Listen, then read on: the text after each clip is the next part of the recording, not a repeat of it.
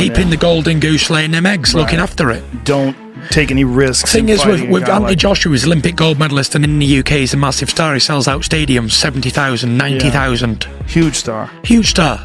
The reason I say it's a win-win for Jake Paul is because, listen, if he wins, then he's beating a former heavyweight boxing world champion, certainly one of the best heavyweights of his generation, and of course, a man that is way bigger than Jake Paul. Of course, it's a win. And if he loses, it's still a win for Jake Paul because he had the balls. He was man enough. He was willing to test himself. He would prove everyone wrong, all his critics. Come out of the blue, but it's intriguing. And I think from Jake's perspective, I think, he's had a lot of criticism about, he is a pro boxer now. The way you want to look at it, he trains as a pro, and he's fighting as a pro. They said it's about time he fought some. Joe Rogan and Tyson Fury questioned Anthony Joshua's choice to face Jake Paul, arguing that it seems more about money than genuine competition.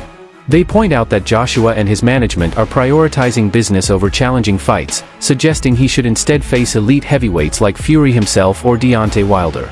Taking on Jake Paul, a fighter with far less experience, looks like a commercial decision rather than a true test of skill, raising doubts about the motives behind the matchup. And I don't blame him because this is a business at the end of the day. And if I was his management team, I'd say stay away from Fury, stay away from Wilder, and we'll just fight the rest of the people and keep making plenty of money.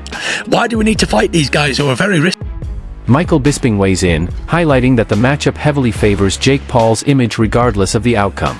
He explains that if Jake somehow defeated Joshua, even by luck, it would instantly grant him massive credibility for toppling a former unified heavyweight champion. Yet even in defeat, Bisping notes, Jake still benefits by stepping into the ring with a world-class athlete, appearing brave and ambitious. The pressure, he argues, lands almost entirely on Joshua, because anything less than dominance could make fans question his legitimacy as a headliner. I'm not like out there on an island by myself. Everyone says the same thing, and he would potentially prove all of those critics wrong. Well, yeah, he would, maybe, unless there's some funny business, right? And for Anthony Joshua, as I said, this is kind of a lose-lose, right? Because if he wins, people are still going to say, well, you only beat Jake Paul, right? The man that lost to Tommy Fury, after all, right? That's the only loss in his record, Tommy Fury. You're telling me that Tommy Fury is going to beat him and then Anthony Joshua's not going to beat him? So if he beats him, he gets no credit. And if he loses, then holy sh**. Can you imagine? That would be the biggest downfall of any boxer's career. The reality is, he's not going to lose. There is no way on this earth that Jake Paul can beat Anthony Joshua in a boxing match. That's just a fact, okay? Look at what he did to Francis Ngannou. Francis Ngannou hits as hard as a Ford Escort, going 100 miles an hour or whatever that stat was. Comes from the UFC. He was the UFC heavyweight champion of the world.